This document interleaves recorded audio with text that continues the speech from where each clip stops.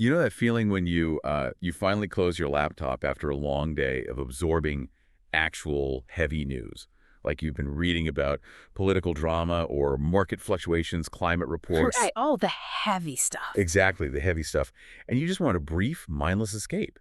So you open up a social feed and you're expecting to see, traditional sitcom clips or maybe a friend's travel vlog. But that is not what you get. No. Instead, you are immediately confronted with like a TikTok of a golden retriever hitting the gritty.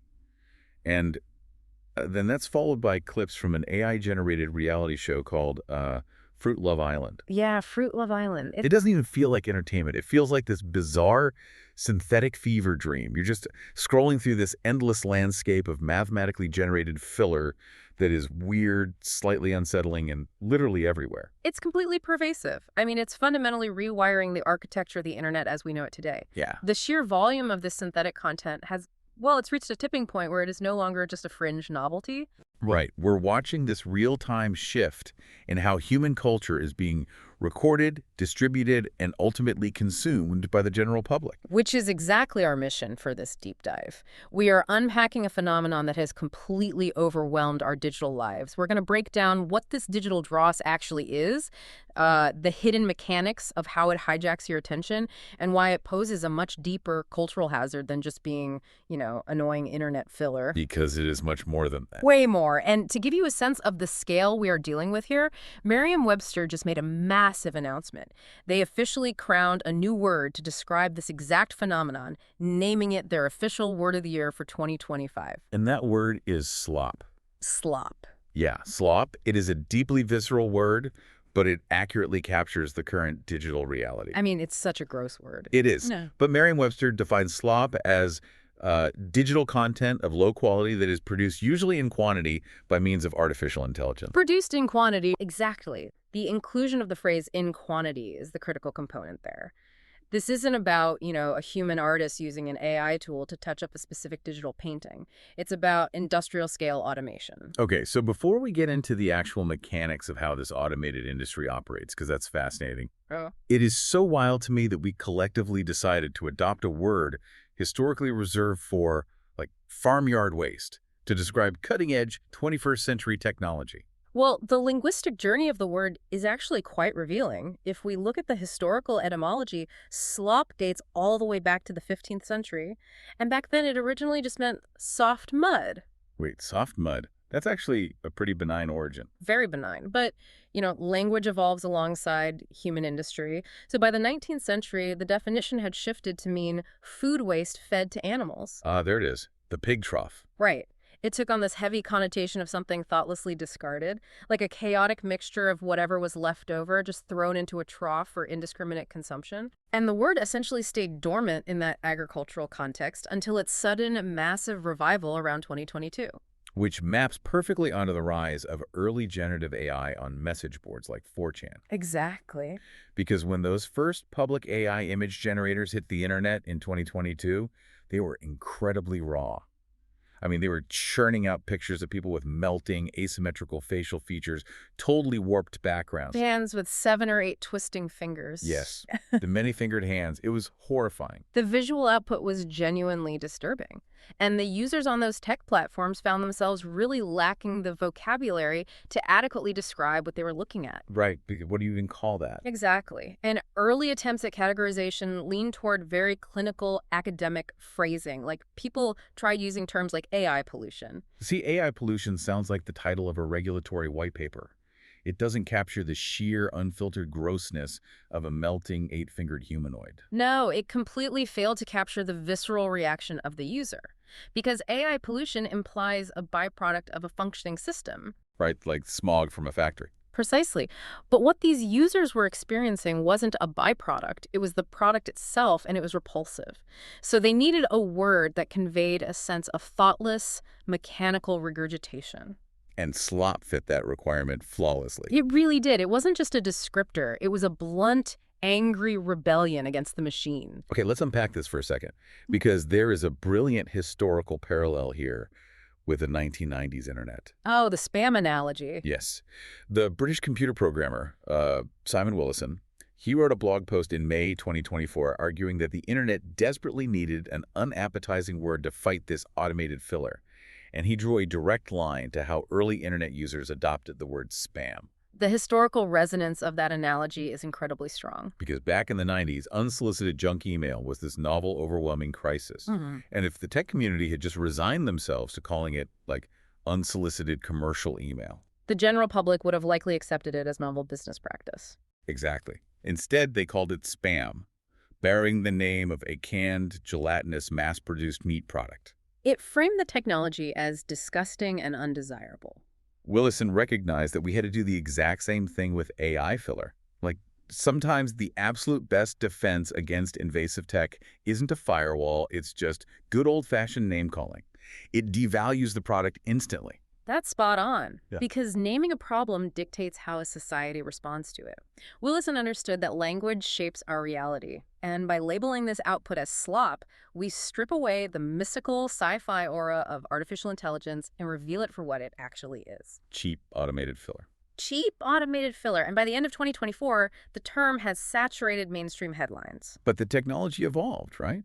The AI systems figured out how to draw hands, the melting faces disappeared, and the aesthetic quality improved drastically. Yet instead of the slop fading away as the tech got better, it multiplied exponentially. Yes, it did. Which brings us to the actual mechanics of this ecosystem.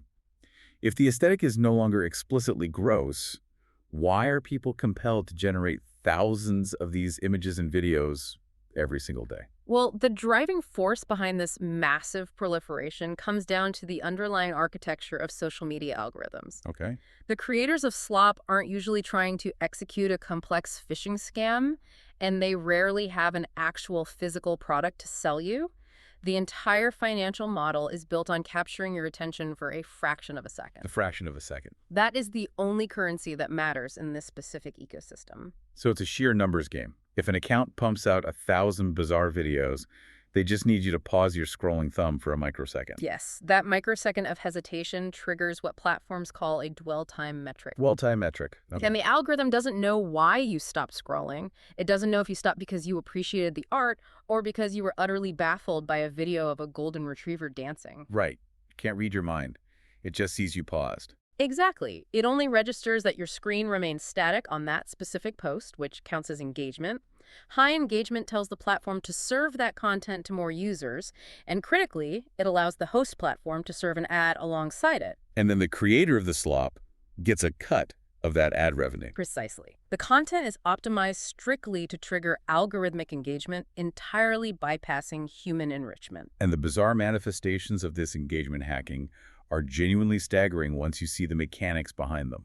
Like on Facebook, you have these zombie accounts generating an aesthetic that users have dubbed Shrimp Jesus. Shrimp Jesus. Which is exactly what it sounds like. It's these AI-generated mashups of religious iconography seamlessly blended with giant crustaceans. And the Shrimp Jesus phenomenon perfectly illustrates how these systems exploit specific demographics. The AI is combining elements that historically generate high engagement among older, highly active Facebook users, namely religious imagery, with something so visually absurd that it forces a double take. And there's that dwell time trigger again. Exactly. It's a mathematically calculated optical illusion designed just to farm clicks. It's so cynical. Yeah. And this mechanical harvesting extends far beyond weird visuals on social media. It is deeply infiltrating audio and text, too. Like a perfect example is the Spotify royalty heist. Oh, yes. That was a major revelation. Users recently uncovered a completely fabricated band operating under the name The Velvet Sundown. The Spotify ecosystem is particularly vulnerable to this kind of automated extraction. Because the mechanics of it are wild. Right. So the Velvet Sundown had an entirely AI-generated backstory, fake member profiles, and dozens of machine-made tracks. Right. And the creators slipped these bland, inoffensive tracks into massive, passive ambient playlists. Things like chill study beats or focus sounds. Playlists people use for background noise. Exactly. Listeners put these playlists on in the background and never actively skip the songs. Because Spotify operates on a pro-rata royalty model where all subscription money goes into one big pot and is divided by total streams, every time a user passively listens to the Velvet Sundown, a fraction of a cent is literally siphoned away from the pool meant for actual human musicians. It is a zero-sum game. The automated slop is actively extracting financial resources from genuine artists. Which is incredibly depressing. It is. And we see an equally destructive pattern in text-based mediums, where the fundamental trust required for human knowledge is being attacked. Right. Respected literary publications like Clark's World, which publishes science fiction, and ARC4, the scholarly research repository, have actually had to halt submissions entirely. Wait, entirely? Just pause everything. Entirely.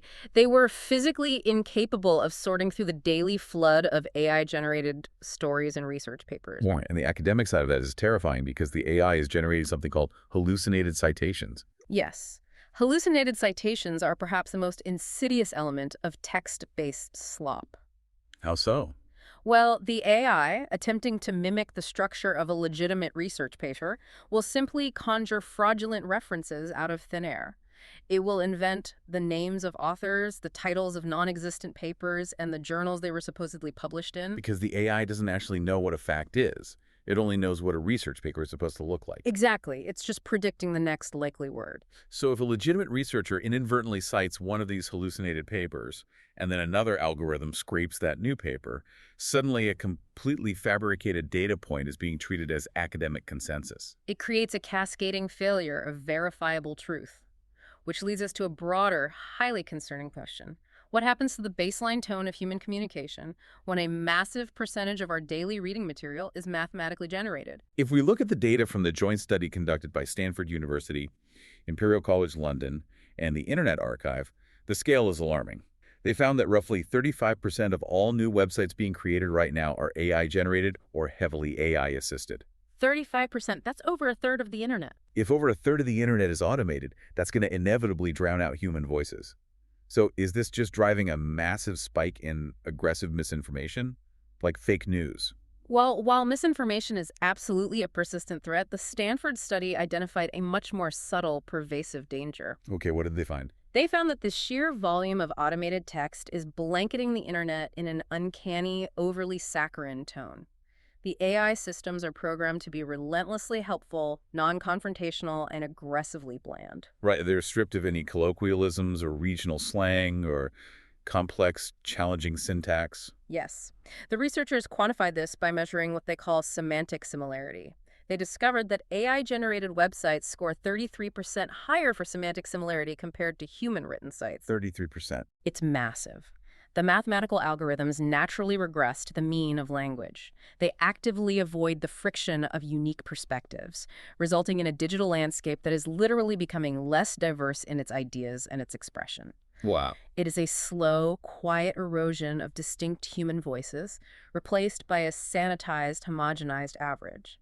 That flattening of culture is mathematically proven. And it makes total sense why the slang of slop has completely breached the digital firewall and entered the physical world. Oh, absolutely. It's not just an internet term anymore. Right. People recognize that this homogenized, frictionless feeling isn't just trapped in our phones anymore.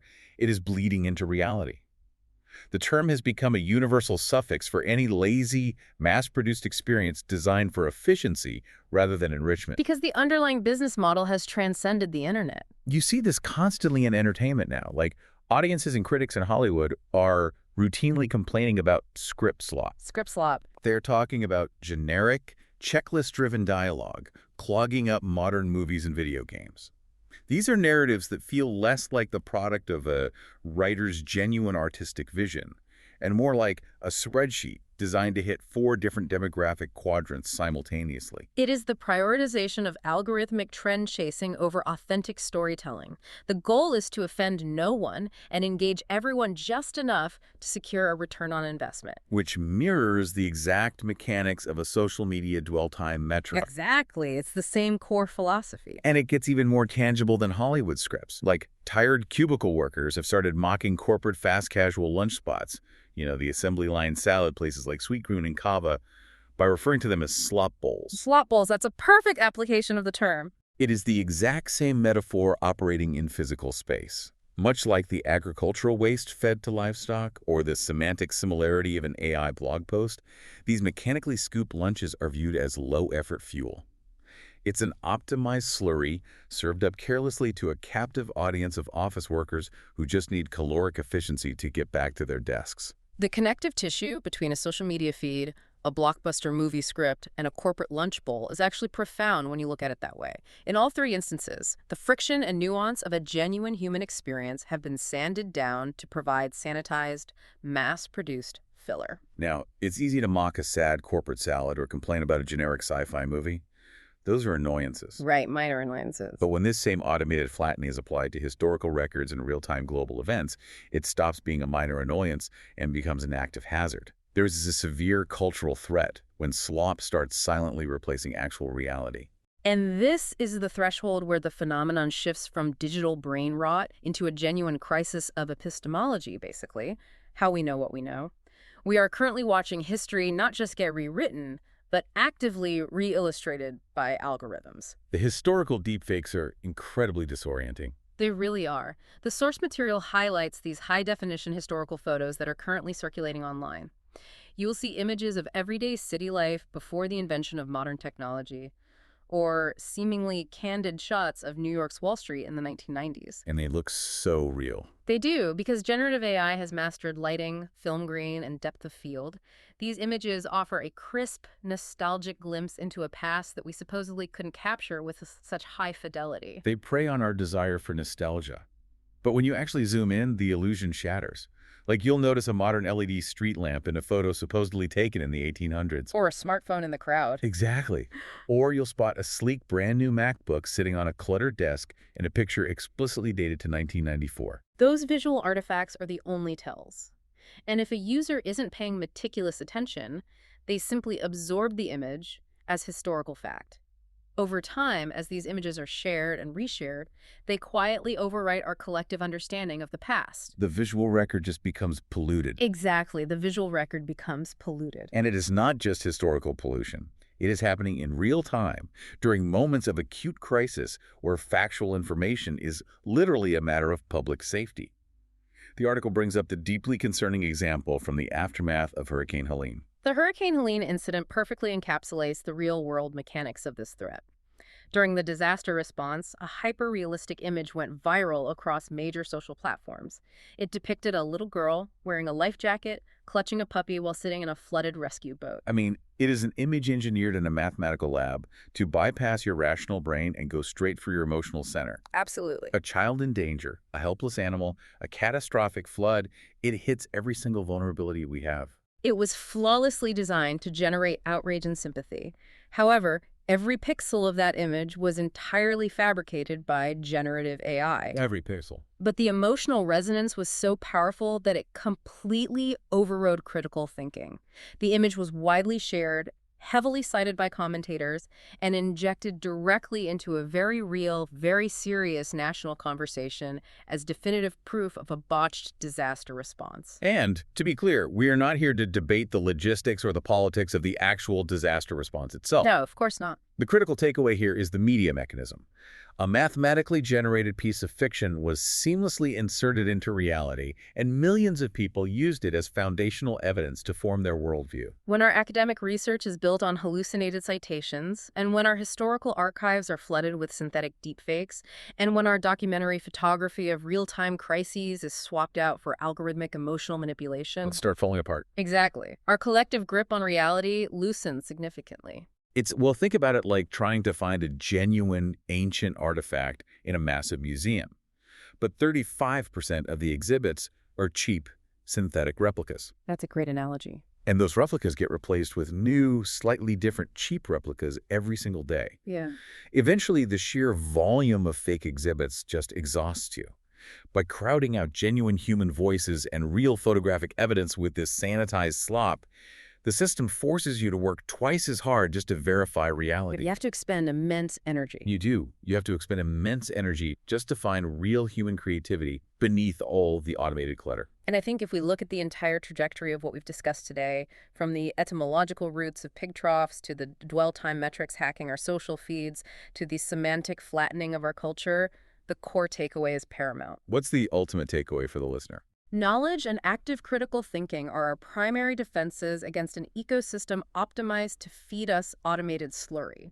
We must actively recognize the mechanics of this system.